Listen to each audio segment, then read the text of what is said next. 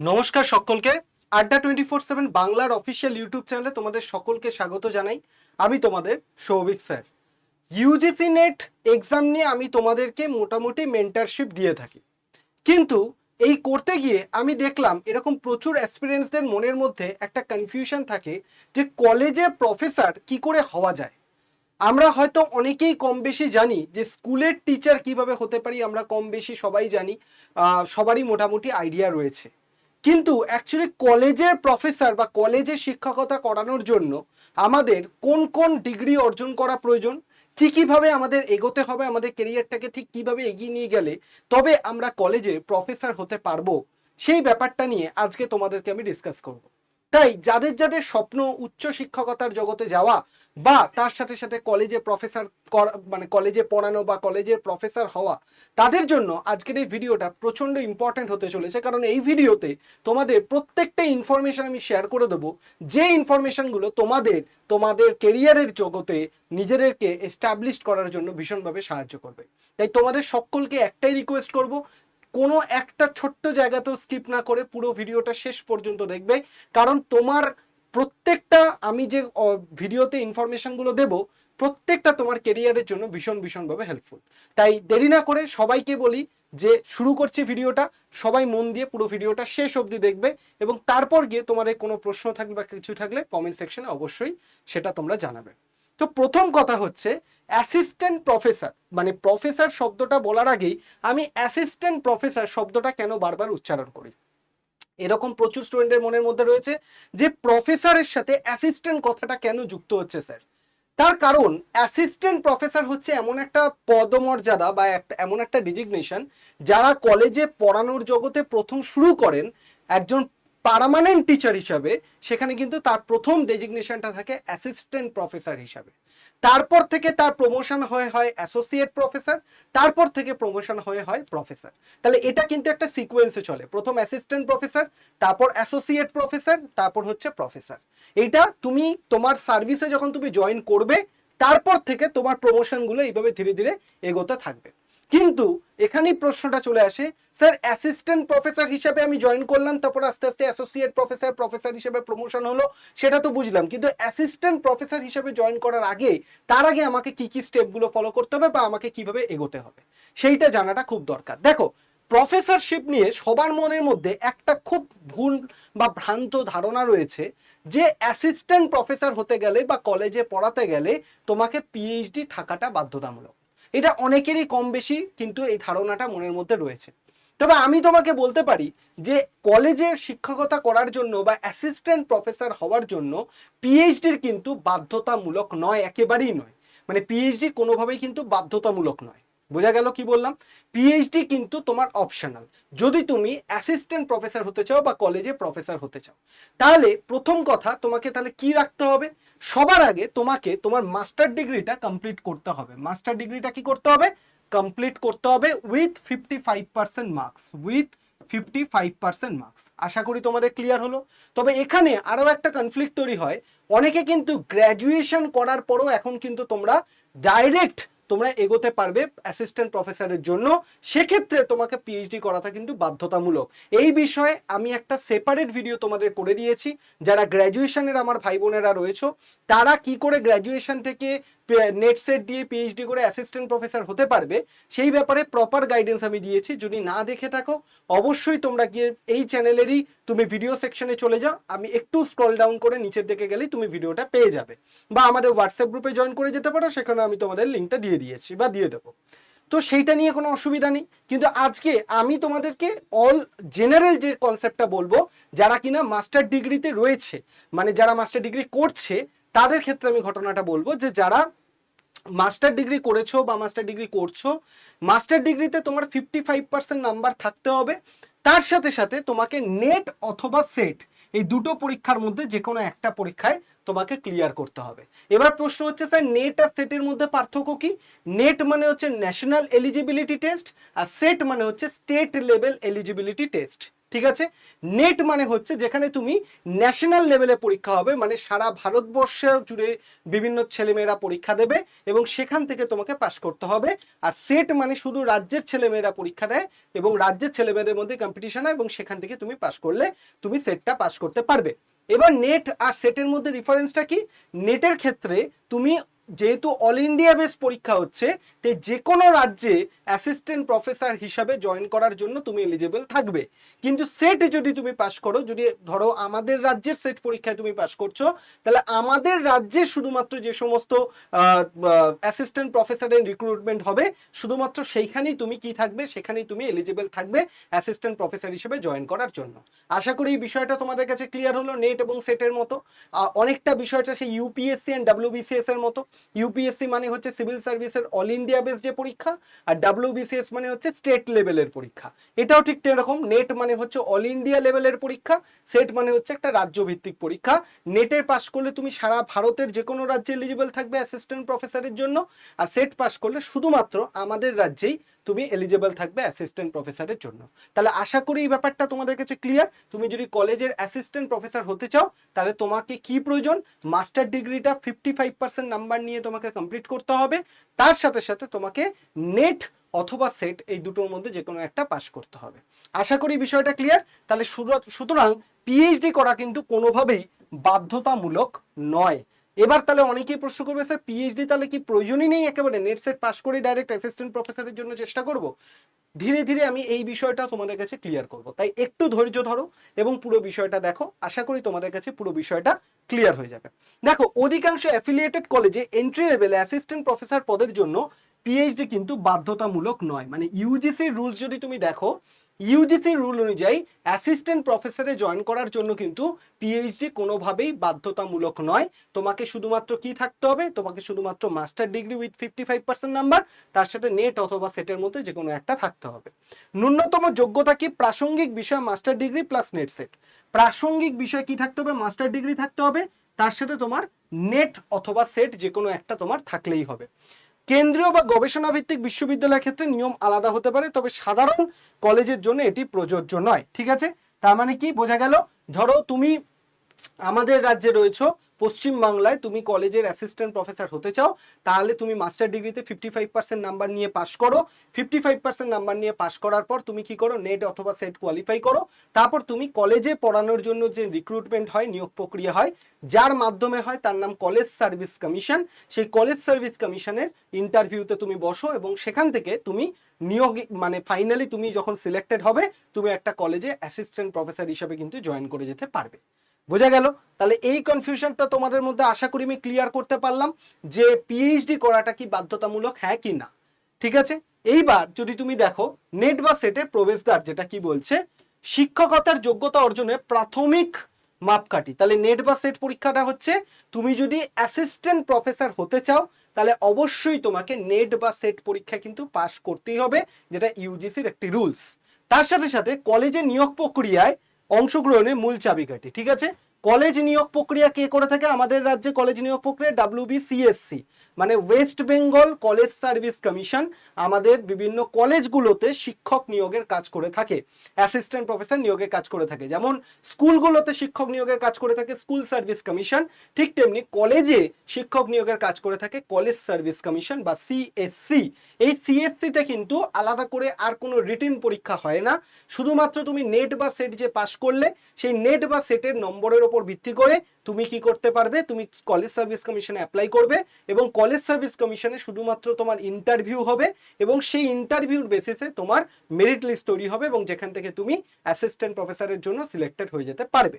এবার শুরুর দিকে কেরিয়ারের জন্য অপরিহার্য, তাহলে কি বলছে, নেট সেট হচ্ছে এমন একটা জায়গা যেটা তোমার অ্যাসিস্ট্যান্ট প্রফেসরের কেরিয়ার শুরু করার জন্য একদম প্রথম একটা স্টেপ, যেটা ভীষণভাবে অপরিহার্য একটা জায়গা। এবার দেখো, অ্যাসোসিয়েট প্রফেসর হিসেবে প্রমোশনের জন্য পিএইচডি দরকার। তাহলে দেখতে পাচ্ছ, এইবার ধরো তুমি অ্যাসিস্ট্যান্ট প্রফেসর হিসেবে জয়েন করে গেল, কলেজে জয়েন করে গেছো, তুমি কি চাইবে যে সারা জীবন আমি যেখানে জয়েন করলাম আমার সেরকমই থাকুক, আমার কোনো প্রমোশন হবে না, আমার মাইনে স্যালারি বাড়বে না? সেটা নিশ্চয়ই তোমাদের মধ্যে কেউ চাইবে না। তাহলে প্রমোশন এইসব যদি তোমার প্রয়োজন হয়ে থাকে, তাহলে কি প্রয়োজন? তাহলে প্রয়োজন যেটা হচ্ছে তোমাকে পিএইচডিটা তখন তোমাকে করে নিতে হবে। পিএইচডি মানে হচ্ছে উন্নতির চাবিকাঠি। তুমি যদি পিএইচডি করে নাও তাহলে তোমার প্রমোশনটা সিঁড়িতে যেমন দেখছো প্রমোশন হচ্ছে, ঠিক তেমনি তোমার কিন্তু ধীরে ধীরে প্রমোশন হতে থাকবে। ঠিক আছে? রিসার্চ গ্রান্ট পাওয়া এবং বিশ্ববিদ্যালয় নিয়োগের ক্ষেত্রে অগ্রাধিকার।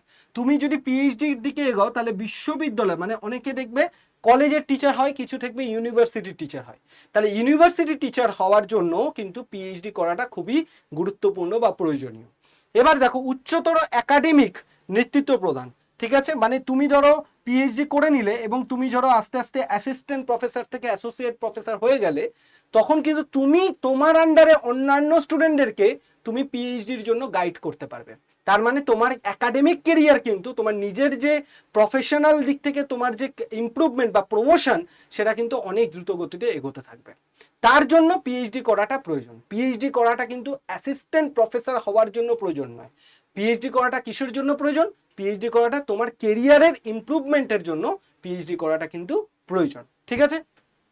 এইবার তুমি যদি দেখো সব কিছুর পেছনে কিন্তু একটা মোটিভেশন কাজ করা দরকার। কারণ আমরা সবাই যে কাজ করছি, আমি এখানে পড়াচ্ছি, তোমরা হয়তো কেউ যারা ভিডিও দেখছো কেউ কোচিং করো বা প্রাইভেট টিউশন পড়াও, কেউ কিছু না কিছু ধরো কাজ করো। প্রত্যেকটা কাজ করার পিছনে উদ্দেশ্য কি? যে আমি কত টাকা ইনকাম করতে পারছি বা আমার আর্নিংটা আমার মাস গেলে কত হচ্ছে। ঠিক তেমনি ভাবে যদি তোমরা দেখো যে তোমার পদমর্যাদা বা অ্যাসিস্ট্যান্ট প্রফেসর হিসাবে যখন তুমি তোমার কেরিয়ার শুরু করবে, মানে তুমি নেট সেট ক্লিয়ার করলে, করার পর কলেজ সার্ভিস কমিশনে বসলে, ইন্টারভিউ দিলে, পাশ করলে, পাশ করার পর যখন তুমি অ্যাসিস্ট্যান্ট প্রফেসর হিসেবে তোমার কেরিয়ারটাকে শুরু করলে, তোমার বেতন কিন্তু কত হবে? 57,700 টাকা এন্ট্রি লেভেল স্যালারি কিন্তু তোমার হয়ে যাবে। কত হবে? 57,700 টাকা তোমার এন্ট্রি লেভেলের কেরিয়ার কিন্তু, মানে এন্ট্রি লেভেলের স্যালারি কিন্তু এটা হবে।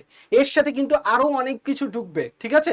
তোমার আরো অনেক ট্রান্সপোর্ট অ্যাকোমোডেশন থেকে শুরু করে এইচআরএ থেকে শুরু করে অনেক কিছু জুড়ে এই নাম্বারটা কিন্তু 57,700 থেকে আরো কিন্তু বেড়ে যাবে। তো সুতরাং এইটা হচ্ছে আমাদের ইনিশিয়াল বেতন। ঠিক আছে? এবং তার সাথে সাথে যদি তুমি দেখো একাডেমিক লেভেলে বেতন ক্রম কি বলছে? একাডেমিক লেভেল কত বলছে? 10। মানে আমাদের পে লেভেল কত বলছে? Academic level 10। এইটা হচ্ছে আমাদেরকে ফলো করা হবে। এবং কোন ওয়েবসাইট পোর্টাল থেকে তোমরা অ্যাসিস্ট্যান্ট প্রফেসরের জন্য অ্যাপ্লাই করবে সেটা আমি তোমাদের বলে দিচ্ছি। সেটা কি? www.wbcsconline.in। তোমাদের মধ্যে অনেকেই আমাকে দেখবে কমেন্ট সেকশনে আমার ভিডিওতে কমেন্ট করো, স্যার কলেজ প্রফেসর হওয়ার জন্য আমি কোথায় অ্যাপ্লাই করব, কোন জায়গাটায় অ্যাপ্লাই করব। আমি কিন্তু কমেন্টগুলো তোমাদের পড়ি, প্রত্যেকটা কমেন্ট তোমাদের আমি পড়ার চেষ্টা করি এবং প্রত্যেকটা কমেন্ট তো আর ইন্ডিভিজুয়ালি উত্তর দেওয়া সম্ভব নয়। সেই জন্য যে সমস্ত প্রশ্নগুলো আমি দেখি সত্যি ভ্যালিড প্রশ্ন বা সত্যি সিরিয়াস প্রশ্ন, আমি সেই প্রশ্নগুলোকে তুলেই কিন্তু পরবর্তী তোমার উত্তরের জন্য একটা করে ভিডিও বানিয়ে দিই, যাতে করে তোমার সাথে সাথে আশেপাশে যারা রয়েছে তাদেরও কিন্তু এই ডাউটগুলো যাতে ক্লিয়ার হয়ে যায়। তো তোমরা যদি দেখো যে তোমার যদি মাস্টার ডিগ্রি হয়ে গেছে, নেট সেট হয়ে গেছে, এবার তুমি প্রফেসরের জন্য অ্যাপ্লাই করবে, তাহলে এই যে ওয়েবসাইটটা দেখছো www.wbcsconline.in, West Bengal College Service Commission, এই ওয়েবসাইটটায় তোমাকে কি করতে হবে? নজর রাখতে হবে, যেখানে যখনই অ্যাসিস্ট্যান্ট প্রফেসরের রিক্রুটমেন্ট শুরু হবে তোমাকে কি করতে হবে? অ্যাপ্লাই করতে হবে। এছাড়া তুমি আর কি করতে পারো? আমাদের চ্যানেলটাকে সাবস্ক্রাইব করে বেল আইকন প্রেস করে রাখতে পারো, কারণ যখনই কোনো মুহূর্তে কোনো নোটিফিকেশন আসবে কলেজ সার্ভিস কমিশন থেকে, আমি আছি তোমাদেরকে নোটিফিকেশন দিয়ে তোমাদেরকে জানিয়ে দেওয়ার জন্য। তাছাড়া আমাদের হোয়াটসঅ্যাপ গ্রুপও জয়েন হয়ে যেতে পারো, যেখানে তুমি কমপ্লিটলি সমস্ত কিছু আপডেটগুলো টাইম টু টাইম পেয়ে যাবে। তার জন্য অবশ্যই করে তোমাকে এই প্রসেসগুলোকে কমপ্লিট করতে হবে, মানে নেট সেটটা কিন্তু ক্লিয়ার করতে হবে, কারণ নেট সেট ক্লিয়ার না করলে কিন্তু কলেজ সার্ভিস কমিশনের ইন্টারভিউতে তুমি বসতে পারবে না। ঠিক আছে? এইবার যদি তুমি দেখো তাহলে আমাদের কলেজ সার্ভিস কমিশনের সময়সীমা এবং প্রয়োজনীয় ফ্রি যদি আমরা এটা দেখে নিই, মানে এরকম অনেকেরই প্রশ্ন আসতে পারে, স্যার কলেজ সার্ভিস কমিশনের জন্য ফর্ম ফিল আপটা ঠিক কোন মাসে শুরু হয় বা কোন সময় চলে?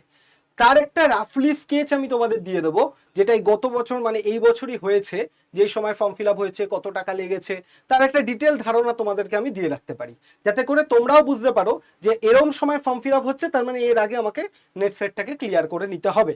যেমন দেখো 26শে ফেব্রুয়ারি 2026 অনলাইনে ফর্ম ফিল আপ কিন্তু শুরু হয়েছিল, মানে এই বছরে ফর্ম ফিল আপটা শুরু হয়েছিল কবে, 26শে ফেব্রুয়ারি 2026, আমি ভিডিও করে অলরেডি তোমাদেরকে জানিয়েছিলাম। এবং এই ফর্ম ফিল আপের শেষ দিন কত ছিল, 15ই এপ্রিল 2026। তার মানে তোমরা একটা জিনিস ক্লিয়ার খুঁজে পাচ্ছ যে বর্তমানে দেখবে নেট পরীক্ষা বা সেট পরীক্ষা কিন্তু বছরে দুবার হয়, একটা জুন মাসে আর একটা হচ্ছে ডিসেম্বর মাসে।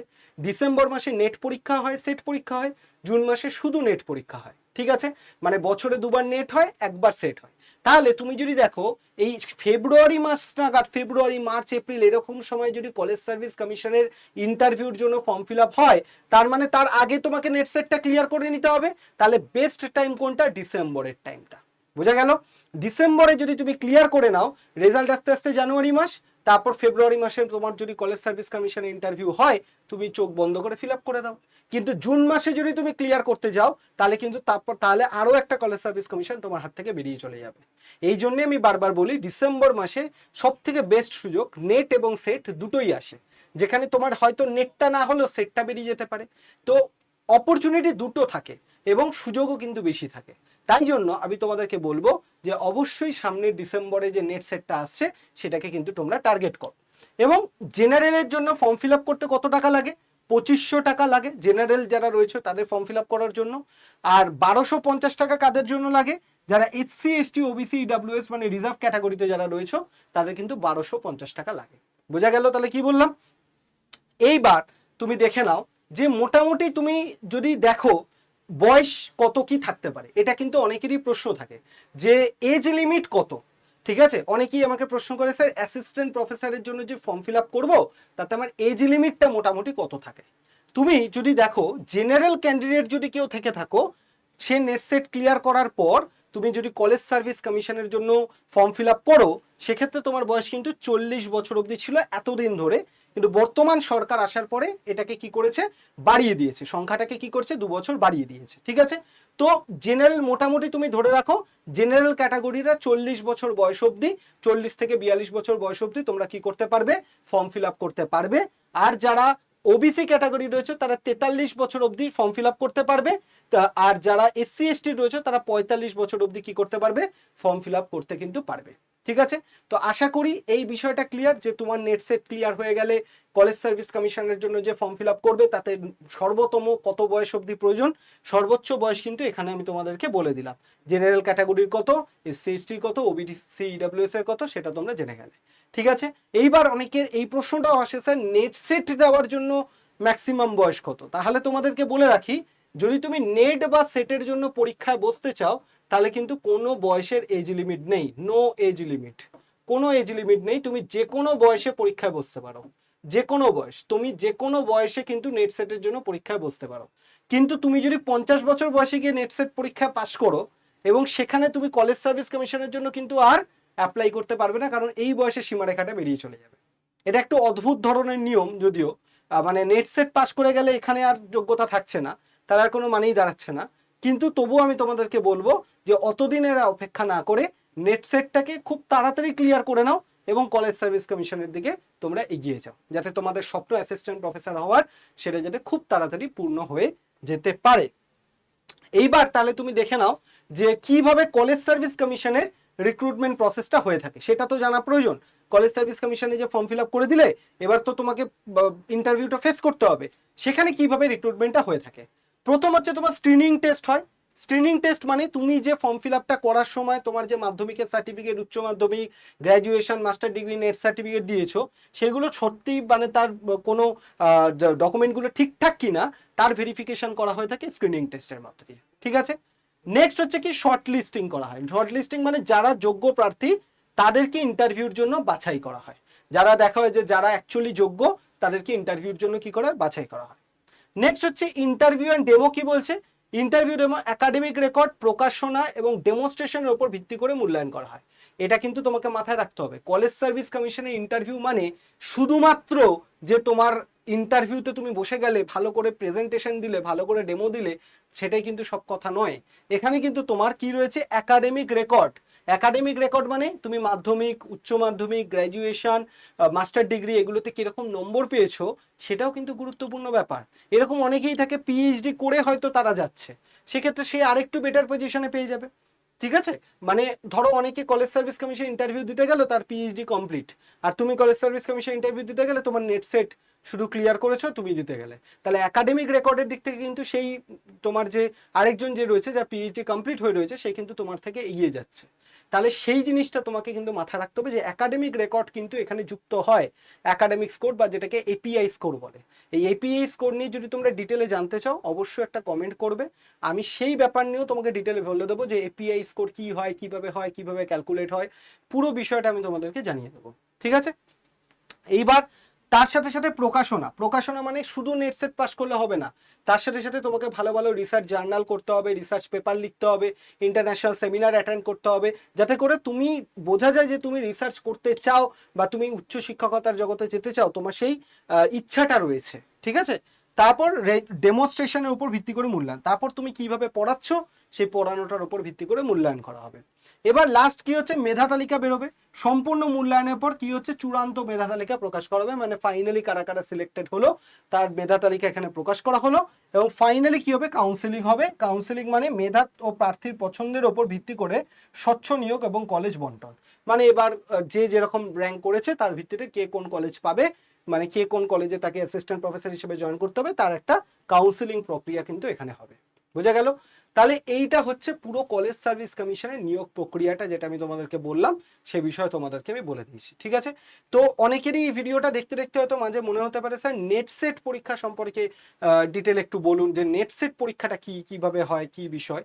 তো আমি তোমাদেরকে বলি যে নেট সেট পরীক্ষা নিয়ে আমি অনেক ভিডিও করে দিয়েছি অলরেডি, যে নেট সেট পরীক্ষা কি হয়, কিভাবে হয়, নেট সেট পরীক্ষার বয়স লিমিট কত, কতগুলো ভাগ থাকে।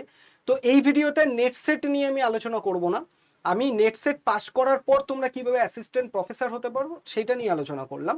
তো এর পরেও যদি তোমাদের কারোর মধ্যে প্রশ্ন থাকে যে নেট সেট কি করতে হয় বা কোনো সংশয়, বিন্দুমাত্র সংশয় থাকে, অবশ্যই কমেন্ট করবে, আমি আছি, তোমাদেরকে সেই বিষয়টা আমি আরো একবার নয় বুঝিয়ে দেবো। ঠিক আছে, চলো নেক্সট এবার তোমরা দেখে নাও যে ফাইনালি তাহলে 2026 সালে আমার একাডেমিক কেরিয়ারের রোড ম্যাপটা কিরকম হওয়া উচিত।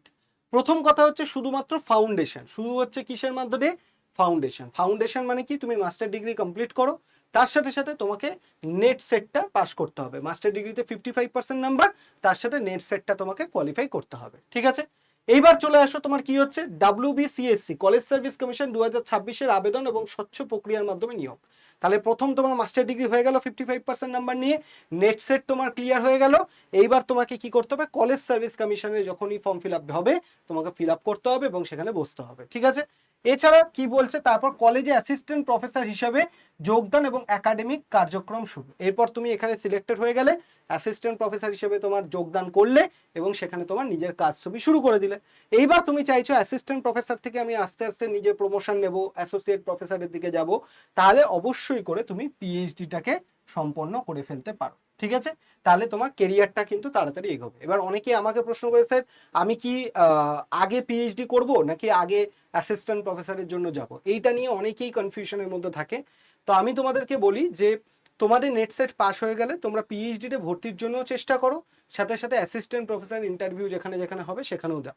ঠিক আছে, তো যদি অ্যাসিস্ট্যান্ট প্রফেসরে পেয়ে গেলে ভালো কথা, সেদিকে এগিয়ে যাও, আর যদি পিএইচডিতে পেয়ে যাও ভালো কথা, সেদিকেও এগিয়ে যাও, সাথে সাথে অ্যাসিস্ট্যান্ট প্রফেসর ইন্টারভিউ দিতে থাকো। ঠিক আছে, মানে আমি এটাই বলবো যে ঘরে বসে থেকো না, যদি একবার নেট সেট তোমার ক্লিয়ার হয়ে থাকে চেষ্টা চালিয়ে যাও, চেষ্টা চালিয়ে যাও, দেখবে কোনো না কোনো একটা জায়গায়, হয় অ্যাসিস্ট্যান্ট প্রফেসরে না হয় পিএইচডিতে, কোনো একটা জায়গায় তুমি কিন্তু নিজেকে প্রতিষ্ঠিত করে নিতে পারবে, এটুকুন ভরসা বিশ্বাস আমার তোমাদের প্রতি রয়েছে। ঠিক আছে, এইবার অনেকেরই প্রশ্ন হবে যে স্যার তাহলে ডিসেম্বরে, আপনি বললেন ডিসেম্বরে নেট এবং সেট পরীক্ষাটা আসতে চলেছে, তাহলে ডিসেম্বরের জন্য আমি প্রিপারেশন করব যাতে করে ডিসেম্বরের মধ্যে ক্লিয়ার হয়ে যায় এবং ফেব্রুয়ারিতে কলেজ সার্ভিস কমিশনের যখন ইন্টারভিউ শুরু হবে, ফর্ম ফিল আপ শুরু হবে, তখন আমি সেখানে অ্যাপ্লাই করব। তো খুব ভালো কথা, তাহলে তোমাদেরকে বলে রাখি যে নেট এবং সেট পরীক্ষায় দুটো পেপার হয়, একটা পেপার 1 হয় এবং একটা পেপার 2 হয়। পেপার 1 মানে হচ্ছে তোমার কমন পেপার, যেটা তোমার যে সাবজেক্ট সেটাই যেমন আছে, বাকি অন্যান্য সাবজেক্টগুলোতেও আছে, same paper, same syllabus, same জিনিস। কিন্তু পেপার 2 হচ্ছে তোমার নিজের সাবজেক্ট, সেখানে তোমার কারুর থাকবে জিওগ্রাফি, কারোর থাকবে হিস্ট্রি, কারোর থাকবে বেঙ্গলি, তো এক একজনের এক একটা সাবজেক্ট থাকবে। তো যদি তুমি প্রিপারেশন করতে চাও তাহলে তোমার নিজের সাবজেক্টটাকে যেমনভাবে স্ট্রং করতে হবে, তোমার কিন্তু পেপার ওয়ানটাকেও স্ট্রং করতে হবে, কারণ পেপার ওয়ানটা সম্পূর্ণ তোমার সিলেবাসের বাইরে এমন একটা টপিক। তুমি এতদিন গ্র্যাজুয়েশন করেছো, মাস্টার্স করেছো, সেখানে পেপার ওয়ান একেবারেই ছিল না, নতুন টপিক, তাই তোমাকে ভালো করে ডেপথে পড়তে হবে। তার জন্য আমি তোমাদের আড্ডা 24/7 বেঙ্গলিতে নিয়ে এসেছি পেপার ওয়ানের ব্যাচ। যে ব্যাচের মধ্যে তুমি কি পাবে, যে ব্যাচের মধ্যে তুমি পেপার ওয়ানের কমপ্লিট সিলেবাসটাকে রেকর্ডেড ফরম্যাটে পেয়ে যাবে, তার সাথে সাথে তুমি তার পিডিএফ পেয়ে যাবে, তার সাথে সাথে মক টেস্ট পেয়ে যাবে, তার সাথে সাথে প্রিভিয়াস ইয়ারের পেপার পেয়ে যাবে, যা যা একটা পরীক্ষায় ক্লিয়ার করার জন্য প্রয়োজন প্রত্যেকটা জিনিসই তুমি এখানে পেয়ে যাবে। আর এক্সট্রা করে কিছু কেনার বাইরে থেকে তোমার প্রয়োজনীয়তা নেই, ঠিক আছে। এইবার অনেকের এবার হয়তো তোমরা এই ভিডিও দেখছো, তাদের সাবজেক্ট হয়তো জিওগ্রাফি। এবার তারা মনে করছে স্যার আমি পুরো পেপার ওয়ান পেপার টু পুরোটাই আপনার সাথে আপনার গাইডেন্সে করতে চাই, যাতে করে আমাকে অন্যদিকে আর কিছু ভাবতে না হয়, এবং আমি আপনার গাইডেন্স নিয়ে নেট সেট পাস করে কলেজ সার্ভিস কমিশন অবধি আপনার গাইডেন্স নিয়ে এগোতে চাই। খুব ভালো কথা, তাহলে তার জন্য আমি নিয়েছি, কারণ দেখো পেপার টুতে তো নিজের সাবজেক্ট, সেখানে আমি আমার নিজের সাবজেক্ট ছাড়া আমি তো আর অন্য সাবজেক্ট পড়াতে পারবো না, কারণ আমার যে নিজের সাবজেক্টে যে সাবজেক্টটা ক্লিয়ার করা রয়েছে আমি সেটাই পড়াতে পারবো, অন্য সাবজেক্ট পড়াতে পারবো না। তাই আমাকে কি পড়াতে হবে, আমাকে সেই সাবজেক্টটাই পড়াতে হবে যে সাবজেক্টটা কিনা আমি পারি, আমি পড়াশোনা করেছি, আমি ক্লিয়ার করেছি, সেটা জিওগ্রাফি সাবজেক্ট। সেই জন্য আমি এখানে জিওগ্রাফি এবং পেপার ওয়ান দুটোকে একসাথে কম্বাইন্ড একটা ব্যাচ নিয়ে এসেছি, যেটা লাইভ ফরম্যাটে থাকবে, পুরো লাইভ ফরম্যাটে পেপার টুটাকে পড়বো, পেপার ওয়ানটা রেকর্ডেড ফরম্যাটে তোমরা পাবে, যেটার নাম হচ্ছে mission JRF and WB SET December 2024 UGC NET paper one paper two, মানে জিওগ্রাফি রয়েছে প্লাস পেপার ওয়ানে রয়েছে, এটা লাইভ প্লাস রেকর্ডেড ফরম্যাটে থাকছে। এটার ক্লাস শুরু হচ্ছে কবে থেকে, এটা ক্লাস শুরু হচ্ছে 1 আগস্ট থেকে। কবে থেকে মনে রাখবে, 1 আগস্ট, আগস্ট মাসের 1 তারিখ থেকে কিন্তু এটার ক্লাস শুরু হচ্ছে। 1 আগস্ট 2026 থেকে এই ক্লাসটা শুরু হচ্ছে, ফার্স্ট ক্লাস ওরিয়েন্টেশন ক্লাস, যেখানে আমরা লাইভের মধ্যে দিয়ে প্রথম ক্লাসটা ওরিয়েন্টেশন হবে, কিভাবে পড়বো, তার স্ট্র্যাটেজি কি হবে আগামী 6 মাস সেটা জানবো, দেন তারপর আস্তে আস্তে আমরা 1 বাই 1 এগোতে থাকবো, ঠিক আছে। তাই যাদের বলবো জিওগ্রাফি যাদের সাবজেক্ট, তাদের তো এই ব্যাচটার অল্টারনেটিভ আর কোনো ব্যাচই পাবে না তুমি, মানে এত ভালো করে তোমাকে সিলেবাসের প্রত্যেকটা টপিক আমি পড়িয়ে দেবো, যাতে করে তোমার বিন্দুমাত্র অসুবিধা যাতে আর না হয়, ঠিক আছে। চলো, এবার তুমি যদি ব্যাচটা নিতে চাও বা পারচেস করতে চাও, কিভাবে করবে। সবার আগে প্লে স্টোরে গিয়ে আড্ডা 24/7 লিখবে, আড্ডা 24/7 লিখলে আমাদের অ্যাপটা পেয়ে যাবে, দেখবে ঠিক অ্যাপের লোগোটা এরকম একটা লোগো পেয়ে যাবে আড্ডা 24/7, এই লোগোটা দিয়ে তুমি কি করবে, অ্যাপটাকে ইনস্টল করবে, ঠিক আছে। এবার অ্যাপটা ইনস্টল করার পর তুমি দেখবে, তুমি এইভাবেও করতে পারো বা আমাদের ভিডিও ডেসক্রিপশন বক্সে লিঙ্ক রয়েছে সেখান থেকেও করতে পারো, যেখান থেকে খুশি তুমি করে নাও। অ্যাপটাকে অবশ্যই আগে ইনস্টল করে নাও, এবং অ্যাপটা ইনস্টল করার পর তুমি দেখবে যে তোমার কাছে তোমার মেল আইডি চাইবে, ফোন নাম্বার চাইবে, নাম চাইবে, যা যা চাইবে ওগুলো তুমি ফর্মালিটিসগুলো করবে, করার পর তুমি দেখবে তোমার কাছে চলে আসবে সিলেক্ট ইওর এক্সাম বলে অপশন চলে আসবে, ঠিক আছে। সিলেক্ট ইওর এক্সাম থেকে তুমি নিচে দেখবে স্টেট এক্সাম বলে একটা অপশন আসবে, স্টেট এক্সাম থেকে নিচের দিকে ক্লিক করলে ওয়েস্ট বেঙ্গল বলে একটা অপশন তুমি পেয়ে যাবে, ঠিক আছে। তো সিলেক্ট ইওর এক্সাম থেকে স্টেট এক্সাম থেকে ওয়েস্ট বেঙ্গল অপশনটা তুমি কি করবে, ক্লিক করবে, এবং ওয়েস্ট বেঙ্গল অপশন ক্লিক করার পর তুমি দেখবে ওপরের দিকটা ওয়েস্ট বেঙ্গল লেখাটা হয়েছে কিনা সেইটাকে অবশ্যই আগে তুমি দেখে নেবে, এটা তোমার দায়িত্ব দেখে নেওয়া। নেক্সট হচ্ছে, তারপর হচ্ছে নিচের দিকে তুমি চলে যাবে, স্টোর বলে একটা অপশন আছে, স্টোর অপশনটায় তুমি ক্লিক করবে, ডান দিকের একদম কোনায় স্টোর আছে, স্টোরে ক্লিক করবে, এবং স্টোরে ক্লিক করার সাথে সাথে তুমি দেখবে তোমার কাছে এরকম একটা ডিসপ্লে চলে আসবে, যেখানে একদম একটু নিচের দিকে তুমি যদি যাও ফাইন্ড প্রোডাক্ট বাই এক্সাম বলে অপশন পাবে। এই ফাইন্ড প্রোডাক্ট বাই এক্সামের মধ্যে দেখবে ভিউ অল বলে একটা অপশন আছে, কি আছে, ভিউ অল বলে একটা অপশন তুমি পেয়ে যাবে।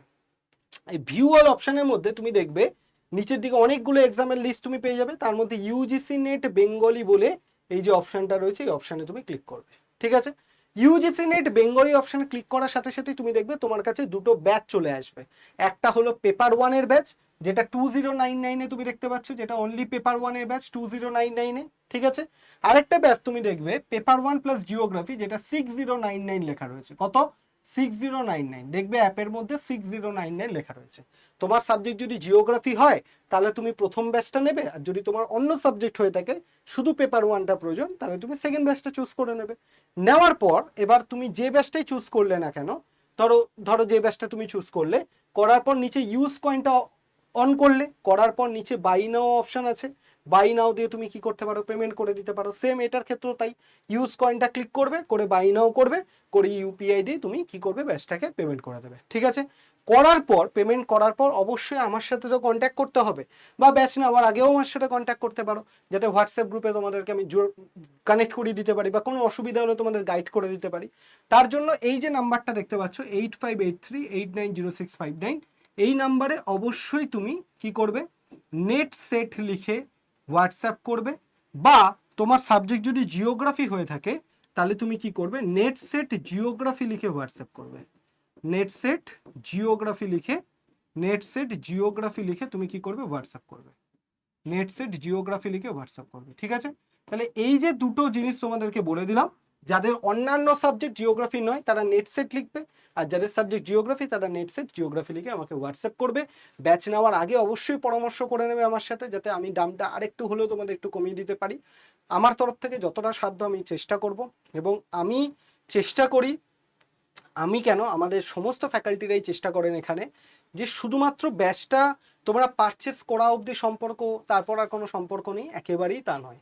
ব্যাচটা যেমন পারচেস করানোর জন্য তোমাকে আমি হাতে ধরে শিখিয়ে দেবো, ঠিক তেমনি ব্যাচটা নিয়ে নেওয়ার পরেও তুমি কিভাবে ক্লাস করবে, কোন জায়গায় ক্লাস দেখতে পাবে, লাইভ ক্লাস কোথায় হবে, রেকর্ডেড ক্লাস কোথায় হবে, পিডিএফ কীভাবে ডাউনলোড করবে, সবটা আমি হাতে ধরে নিজেদেরকে, তোমাদের প্রত্যেককে আমি কিন্তু সেটা দেখিয়ে দিই, একদম হাতে ধরে, মানে তোমাদের বিন্দু মাত্র সমস্যা যাতে না হয়। মানে আমি প্রথম কথা কোনো রকম টিম বা তাদের কাছে পাঠানোর আগে আমি নিজে পার্সোনালি চেষ্টা করি আগে তোমাদের কোনো সমস্যা হলে সেটাকে আগে দেখা, এবং অন প্রায়োরিটি সেটাকে সলভ করার চেষ্টা করি। তুমি দেখবে সবসময় আমাদের হোয়াটসঅ্যাপ গ্রুপে জয়েন হলে কীভাবে ক্লাস দেখতে পাবে, কোথায় পিডিএফ রয়েছে না রয়েছে, সবটা আমি কিন্তু করে দেওয়ার চেষ্টা করি, যাতে তোমাদের ব্যাচ যখন নিয়েছো, সেটা তোমরা যখন ব্যাচ নিয়ে ফেলেছো তোমরা হচ্ছে আমার দায়িত্বে, তাই তোমাদের যাতে বিন্দুমাত্র সমস্যা না হয় সেটা দেখার দায়িত্ব কিন্তু আমার। তাই তোমাদেরকে বলবো অবশ্যই ডিসেম্বর মাসে ক্লিয়ার করে নাও নেট সেটটা, যাতে করে নেক্সট কলেজ সার্ভিস কমিশন যেটা হলো, এবারে যেটা হয়ে গেছে সেটা তো আর পারবে না, নেক্সট যেটা আসবে সেটাই যাতে তুমি অ্যাপ্লাই করতে পারো। তো আর যদি কোনো প্রশ্ন থাকে, কিছু জানার থাকে, অবশ্যই ভিডিওর কমেন্ট সেকশনে কমেন্ট করবে, আমি তার উত্তর তোমাদেরকে দিয়ে দেবো। আর ভালো লাগলে একটা লাইক করে দিও এবং শেয়ার করে দিও ভিডিওটা, আর চ্যানেলটাকে সাবস্ক্রাইব করে বেল আইকন প্রেস করতে কিন্তু একেবারেই ভুলো না। সবাই ভালো থেকো, সুস্থ থাকো, দেখা হচ্ছে সবার সাথে নেক্সট ভিডিওতে। ধন্যবাদ সবাইকে।